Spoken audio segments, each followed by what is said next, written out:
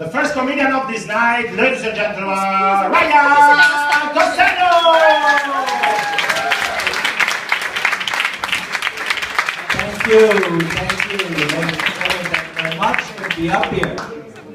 Good to be up here at Rome's Comedy Club, the last show of the season. This is November 28th.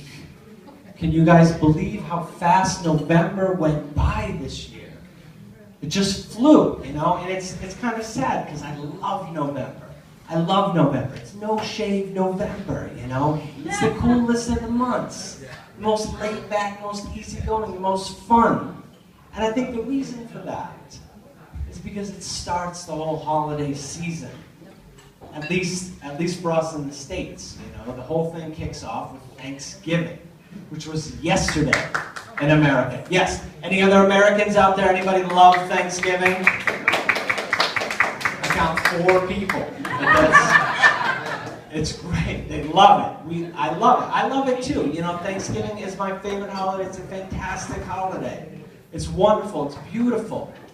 The thing about it, though, is I've found that it's a very difficult holiday to explain to Italians.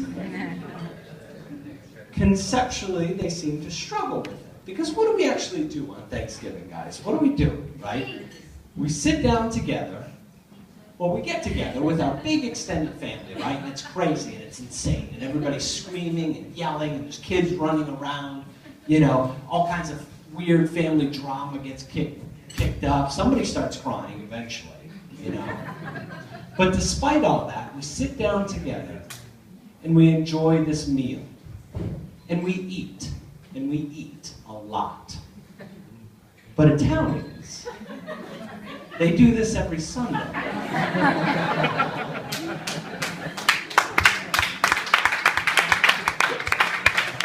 Italians do this for every special occasion, every wedding, every baptism, whatever, right?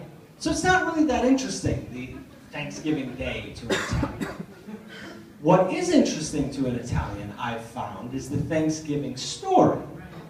Namely, that the history of it, right? That us white European settlers to America shared in this bountiful harvest with the Native American people. The very people who helped us to cultivate all this food, all this harvest. The people without whom we probably would not have been able to survive those first difficult winters in America. And what did we do? How did we how did we give our thanks to the Native American people? Right? We turned around and we murdered and we pillaged and we brought about the entire destruction and removal of a native people from their own land. Right? This part of the story I find Italians often are interested in hearing, but I don't think it's because of some sort of morbid fascination with the dark side of history, or because of any sort of kinship or empathy on the part of the Native American people. I think what it is for Italians in Italy, right, after 2 millennia of falling empires and warring city-states, of the Inquisition, the Mafia, fascism, okay, 43% unemployment amongst young people, crumbling historical and national treasures, and boonga boonga parties.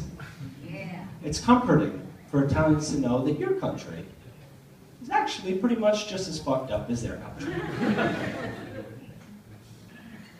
Sure. This November also was sort of a special one for me personally. I celebrated 5 full years living here in Italy, 5 full years as an expat. Thank you very much. Thank you very much.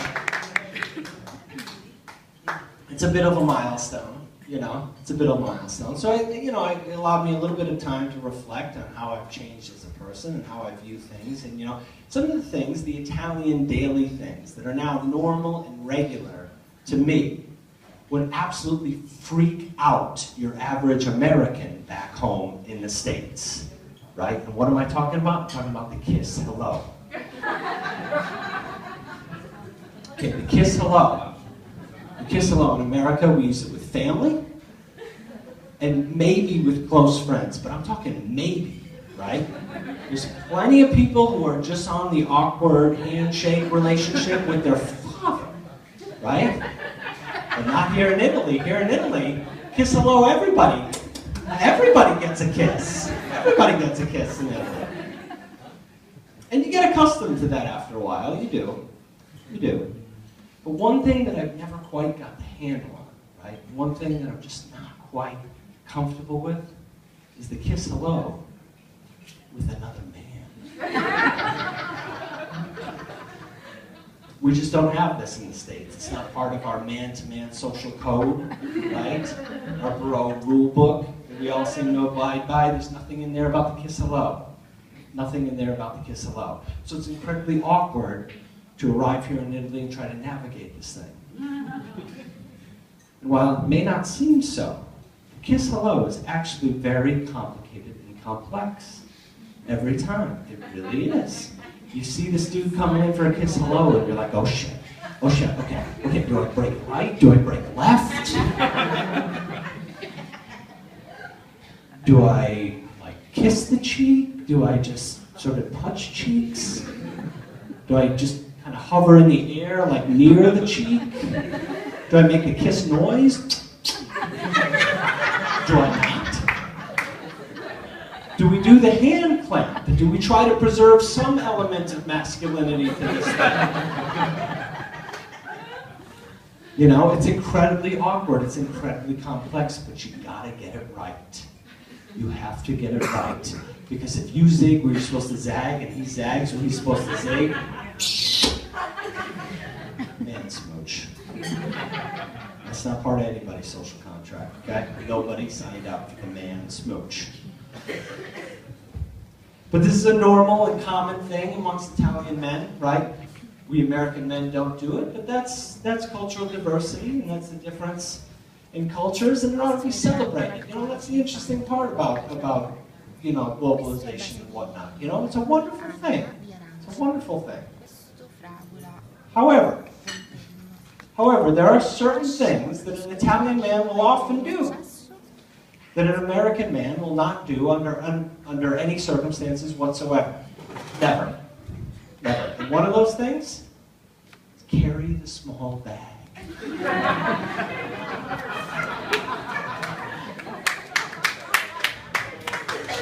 The merce. You may call it a man purse.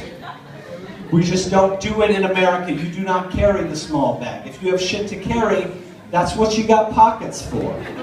Doesn't matter how much it is, just cram it all in there, motherfucker, because you're not going to carry a small bag. Not that there's anything wrong with bags. You might carry a big bag, you might have power tools or hockey equipment, some other manly item that requires a big bag, but a small bag? No. Never. Never.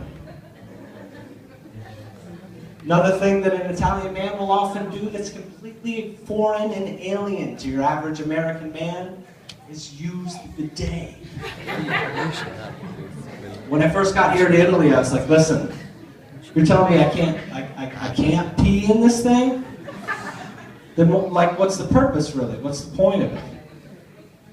And my wife, like, very anxious to, like, broaden the horizons of this, her closed-minded American husband, was, like, very enthusiastic that I tried the bidet. So go on, try it. Try the bidet. It's like this. You just go like this. It's very easy. Like this. Try the chili gel. It's very refresh. It's very refresh.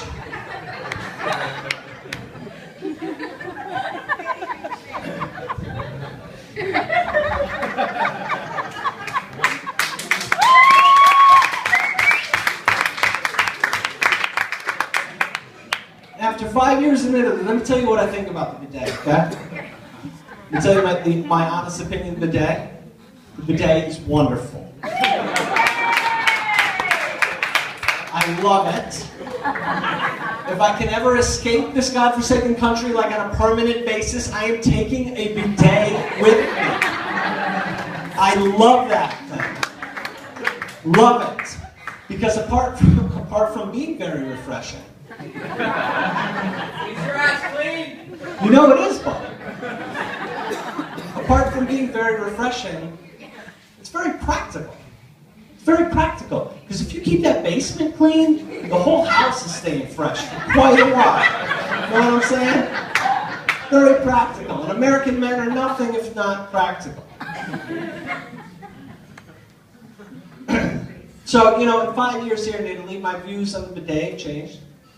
My views on a lot of things have changed. Because apart from becoming an expat, I've also become a husband and a father. I have 2 beautiful, wonderful little girls at home. And let me tell you something, people. I now view the world in a completely different way than I did as a single, carefree, easygoing man in America. I totally see the world in a different way. I really do. Because let me tell you something. If there's anything more existentially harrowing than moving to Italy and learning how to use a bidet and navigating the kiss hello with a dude, it's having kids. It's having kids. Because having kids, you find yourself in the weirdest, oddball, most bizarre situations, okay? Way weirder than even the weirdest shit that moving to any foreign country, Italy or otherwise, could ever offer you. There's like 3 parents that are like, oh yeah. Totally. Totally. I'll give you an example of what I'm talking about for you single people, right? The other day, this is a totally true story, right? I'm with my daughter in the bathroom. She's having a particularly difficult day. She's on the toilet. I'm standing over her. She's holding my leg, right? And I'm giving a motivational speech. But not to her. To the poopy. I'm like, okay, come on, poopy. Come on, poopy.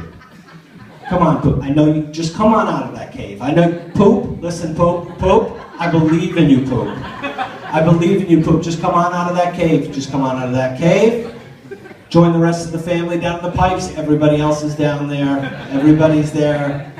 They're waiting on you. You're gonna love it. It's just like a swim. You love to swim, poopy. Come on. Come on. And it's times like this, you know, that I have to take a step back and like question, like, just who have I become? Just who have I become? Am I like this dude that's like in the front row, like talking and disrupting the whole show? Or what the fuck is my deal? You know, what's happened to me? Who have I become? And I'll tell you who I've become. I've become a husband, a father, a family man. And it's beautiful and it's wonderful and I wouldn't trade it for anything. However,